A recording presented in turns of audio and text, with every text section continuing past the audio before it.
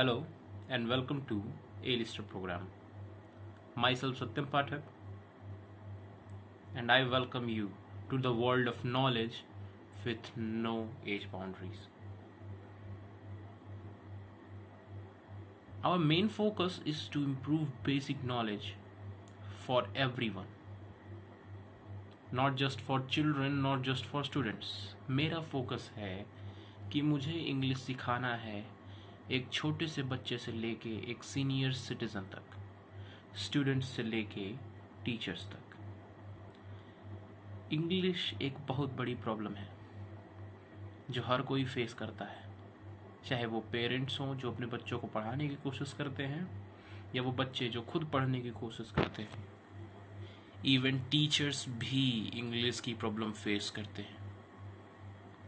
मैं जब पढ़ता था, मैं एक छोटे से टाउन का स्टूडेंट हूँ और मैंने ये फेस किया है कि कई सारे टीचर्स, नॉलेज तो ज़बरदस्त होती है, अपने सब्जेक्ट की नॉलेज उनसे बेटर किसी के पास नहीं, बट व्हाट दे लैक, क्या कमी है, वो है इंग्लिश। इंग्लिश में पीछे रह जाने की वजह से वो प्रोग्रेस नहीं कर पाते। तो मेरा फोकस फर्स्ट ऑफ ऑल, वैसे तो मैं लगभग सारे सब्जेक्ट्स कवर करने वाला हूँ, but to begin with I am starting English program. Okay, अब स्टूडेंट्स मेनली मैं एक सीबीएसई का स्टूडेंट रहा हूँ। वैसे लगभग हर ही बोर्ड में स्टूडेंट्स को प्रॉब्लम होती है, तो मैं सीबीएसई स्टूडेंट से कहना चाहता हूँ जो कहते हैं मुझे तो इंग्लिश अच्छे से बातचीत करने आती ही है, तो मैं क्यों सीख रहा हूँ। वेल एक्चुअली जो आप इंग्लिश सीख चुके हैं वो है एक इनफॉर्मल टाइप ऑफ इंग्लिश जो जनरली अमेरिका में बोलचाल की भाषा में, जैसे हमारे यहाँ मुंबई की वो टपोरी लैंग्वेज होती है, वैसी कुछ इंग्लिश आपने सीख रखी है। अब आप किसी बड़े मीटिंग में बैठ के टपोरी लैंग्वेज का इस्तेमाल तो नहीं कर सकते। आपको प्रॉपर फॉर्मल इंग्लिश की ज़रूरत है और यही मैं सिखाने वाला हूँ टू सीनियर सिटीजन्स जो इंग्लिश सीखना चाहते हैं या वो टीचर्स जो इंग्लिश सीखना चाहते हैं। मैं उनसे सिर्फ इतना कहना चाहता हूँ, डोंट यू वरी, यहाँ किसी को पता नहीं चलने वाला कि आप कौन हैं, आप एक टीचर हैं या आप एक सीनियर सिटीजन हैं। English is a very good language, you should not be ashamed of it. आपको सिंपली सीखना है और सीखने की तो कोई एज होती नहीं। तो मैं ये सिर्फ कहना चाहता हूँ कि अगर हिंदी आती है तो बाकी सब मैं सिखाऊंगा। आपको सिर्फ एक काम करना है, पूरे मेहनत से मेरे साथ जुड़े रहना है और कॉन्टीन्यूअस प्रैक्टिस करते रहनी है, क्योंकि इंग्लिश सीखने के लिए सबसे इम्पॉर्टेंट, या कोई भी सब्जेक्ट कुछ भी सीखने के लिए सबसे इम्पॉर्टेंट होता है आपकी practice. If you don't practice you want gate perfect. चलिए, तो ज़्यादा टाइम वेस्ट नहीं करते हैं and let's begin with the basic thing of English and that is called tenses. Grammar की टेंशन मत लेना, ग्रामर इनको कवर करते हुए ही मैं सारे के सारे ग्रामर को कवर करने वाला हूँ, ठीक है। कुछ भी नहीं छूटेगा, इसकी जिम्मेदारी मेरी है, पूरा का पूरा grammar.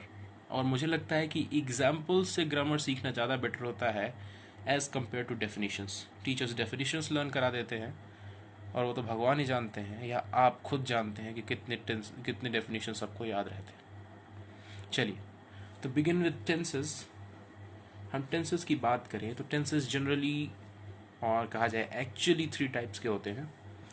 So first is present, second is past and third is future. Okay, present जिसको हिंदी में कहते हैं वर्तमान, ओके। पास्ट को कहते हैं भूतकाल एंड फ्यूचर को कहते हैं भविष्य। Okay, so these are the 3 main types of tenses.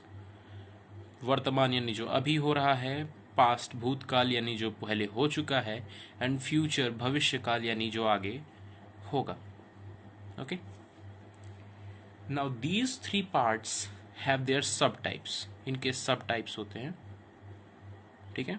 हर एक में 4 सब टाइप्स, चाहे हम इसकी बात कर लें, इसकी बात कर लें या इसकी बात कर लें, there are 4 subtypes: indefinite, continuous, perfect and perfect continuous. Okay, so इनके बारे में एक ब्रीफ सा इंफॉर्मेशन दे देना चाहूँ. इंडेफिनिट का मतलब क्या होता है? इंडेफिनिट का मतलब है कि दैट वर्क वो यूज टू बी डन, वो अक्सर होता है, but at the time of saying वो हो रहा है, हो रहा था या होता रहेगा, इस बात की कोई डेफिनेशन या इस बात की कोई कन्फर्मेशन नहीं है. कॉन्टिन्यूअस में बात करें, इनकी डेफिनेशन में मैं बाद में आऊँगा. पहले हम लोग ये जो पोर्शन हमने शुरू किया है इसको फिनिश कर लेते हैं, उसके बाद इनकी डेफिनेशंस पे हम लोग डीपली डिस्कशन करेंगे. ओके, अभी जो सब टाइप्स हैं इन सब के अंदर 2 तरह के स्टेटमेंट्स बनते हैं. एक है क्वेश्चन आस्किंग और दूसरा है आंसरिंग. क्वेश्चन आस्किंग को हम लोग ग्रामर के वर्ल्ड में कहते हैं इंटेरोगेटिव्स. जो भी वर्ड क्वेश्चन पूछे वो होंगे इंटेरोगेटिव, और जो भी वर्ड्स आंसर करेंगे, जो भी स्टेटमेंट्स क्वेश्चन पूछें वो इंटेरोगेटिव, एंड जो भी स्टेटमेंट्स आंसर करेंगे उनको हम कहते हैं अफर्मेटिव. जो पॉजिटिव वे में यानी येस के फॉर्म में या नॉर्मल आंसर्स देते वो अफर्मेटिव, और जो भी नेगेटिव में आंसर दें वो क्या होंगे? नेगेटिव. और वैसे ही इंटरोगेटिव में भी नेगेटिव पार्ट होता है जो नेगेटिव क्वेश्चंस पूछता है. जैसे आपने पूछ लिया क्या तुम खाना नहीं खाते, तो आपके क्वेश्चन में नेगेटिव का सीधा सीधा मीनिंग है नो, नॉट, नेवर, etc. जो भी वर्ड जिससे कि नेगेटिविटी शो होती है वो नेगेटिव में इंक्लूड किया जाएगा. इतना क्लियर है? टेंसेस के 3 टाइप्स, प्रेजेंट, पास्ट, फ्यूचर. इन सभी में ये सब टाइप्स होते हैं, यानी कि प्रेजेंट में भी ये चारों टाइप्स होंगे, पास्ट में भी ये चारों टाइप्स होंगे और फ्यूचर में भी ये चारों टाइप्स होंगे. और इन सभी के अंदर 2 तरह के स्टेटमेंट्स बनेंगे, क्वेश्चन आस्किंग, दूसरा आंसरिंग. आंसरिंग 2 तरह की हो सकती है, अगर पॉजिटिव है तो अफर्मेटिव, नहीं तो नेगेटिव. और क्वेश्चन आस्किंग में भी 2 तरह के होंगे, एक नॉर्मल क्वेश्चन आस्किंग और दूसरा नेगेटिव क्वेश्चन आस्किंग. ठीक है ना? अभी ये थोड़ा सा आपको कन्फ्यूजन लग सकता है, बट एज वी प्रोसीड, जब हम आगे बढ़ेंगे, ठीक है, जब मैं आपको स्टेटमेंट वाइज एग्जांपल्स दे के समझाऊंगा तो आपको ये पोर्शन क्लियर हो जाएगा. ओके, चलिए आगे बढ़ते हैं. अब हमने जो टेंस के पार्ट्स पढ़े थे उन सब को हम बारी बारी से कंप्लीट डिटेल में डिस्कस करेंगे. ओके, हमने 3 टेंसेस पढ़े थे, present tense, past tense and future tense.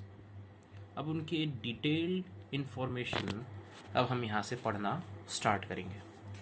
ठीक है, तो अभी कुछ देर पहले आपने देखा, हमने प्रेजेंट के चार्ट हर एक को मैं बताया था कि इनके 4 सब टाइप्स होते हैं.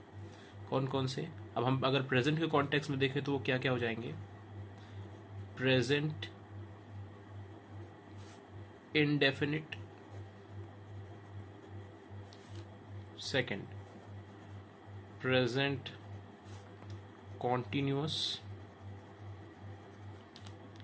Third present perfect, and fourth present perfect continuous. Okay, तो अगर हम प्रेजेंट के कॉन्टेक्स्ट में देखें तो प्रेजेंट इनडेफिनिट का मतलब होता है कि जिस काम के बारे में हम डिस्कस करे जा रहे हैं वो काम होता तो है, यानी कि जैसे आप गाना गाते तो हैं, लेकिन बात करते समय जिस समय बताया जा रहा है उस समय आप गाना गा रहे हैं या नहीं गा रहे हैं, इसके बारे में कोई डेफिनेट नहीं कहा जा सकता, यानी कोई निश्चित नहीं कहा जा सकता कि आप सच में इस समय गाना गा रहे हैं या नहीं। यानी कि अगर मैं स्टेटमेंट कहूँ तो कह सकता हूँ कि आप गाना गाते हैं, यू सिंग अ सॉन्ग, लेकिन आप अभी गा रहे हैं कि नहीं, I am not sure about that. ठीक है, आप गाना अभी गा रहे हैं या नहीं उसके बारे में हमें नहीं पता। ठीक है, कॉन्टिन्यूअस में वो काम जिस समय बात की जा रही है ठीक उसी समय हो रहा है। राम खाना खा रहा है मीन्स कि मैं अभी बात कर रहा हूँ और वो वहाँ बैठ के खाना खा रहा है। ठीक है, परफेक्ट की बात करते हैं तो जो प्रेजेंट टाइम में काम पूरा हो चुका है, ठीक है, जो अभी पूरा हो चुका है और हम उसके बारे में भी बात कर रहे हैं, वो प्रेजेंट परफेक्ट में आता है। फिर प्रेजेंट परफेक्ट की बात करें, कॉन्टिन्यूअस, प्रेजेंट परफेक्ट कॉन्टिन्यूअस की बात करें तो दैट काम, that work is partially done and rest of it is continuous. यानी कि वो पार्शियली तो पूरा हो चुका है लेकिन अभी भी वो काम जारी है। जैसे कि मेरा फ्रेंड 4 साल से दिल्ली में रह रहा है, ठीक है, वो दिल्ली में शिफ्ट हो चुका है, दिल्ली जा चुका है और वो अभी भी वहाँ रह रहा है। ठीक है, my friend has been living in Delhi for 4 years। 4 साल से वो वहाँ रह रहा है, तो ऑलरेडी वहाँ जा चुका है लेकिन अभी भी वो कंटिन्यू कर रहा है। कब आएगा अभी श्योर नहीं है। तो हम पहले आइडेंटिटी के बारे में देख लेते हैं। अगर हिंदी के स्टेटमेंट्स हमें मिल जाते हैं तो हम इनको कैसे पहचानेंगे। ठीक है, हम जैसे प्रेजेंट इंडेफिनिट के बारे में बात करते हैं। चलिए फर्स्ट ऑफ ऑल स्टार्ट करते हैं। पहले हम देख लेते हैं किस किस चीज़ से पहचानते हैं। जब भी स्टेटमेंट के लास्ट में हमें ता है, ती है या ते हैं मिलता है तो हम कहते हैं कि वो इंडेफिनिट है। फॉर एग्जाम्पल, राम बाजार जाता है, सीता गाना गाती है, वे सब दौड़ते हैं।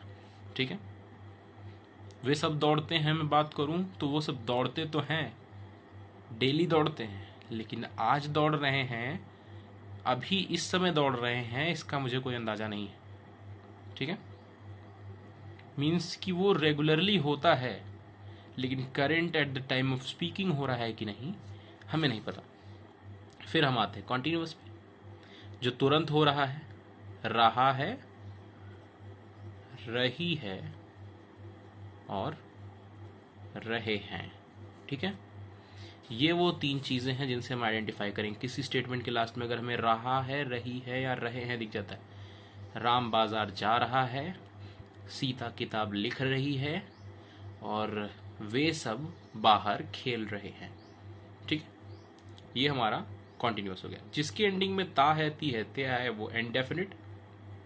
जिसके लास्ट में रहा है, रही है, रहे हैं आता है वो कॉन्टिन्यूअस है। फिर परफेक्ट पे आते हैं। चुका है, चुकी है और चुके हैं। ठीक है, मीन्स कि मेसी मैच जीत चुका है, लता जी गाना गा चुकी हैं, वे सब दीवार गिरा चुके हैं। ठीक है, तो हमने बात कर ली प्रेजेंट परफेक्ट को कैसे आइडेंटिफाई करेंगे। प्रेजेंट परफेक्ट कॉन्टिन्यूअस में जनरली हम एक टाइम की बात कर रहे होते। ठीक है, टाइम डिस्कस करते हैं प्रेजेंट परफेक्ट के बारे में। वैसे तो ये नॉर्मल एंडिंग है, कॉन्टिन्यूअस जैसा ही दिखता है प्रेजेंट परफेक्ट कॉन्टिन्यूअस, लेकिन इसमें हम टाइम की बात कर देते हैं, इसलिए थोड़ा सा ये एक स्पेसिफिक केस हो जाता है। ये इन दोनों का कॉम्बिनेशन हो जाता है, फिर भी इनसे काफ़ी डिफरेंट होता है।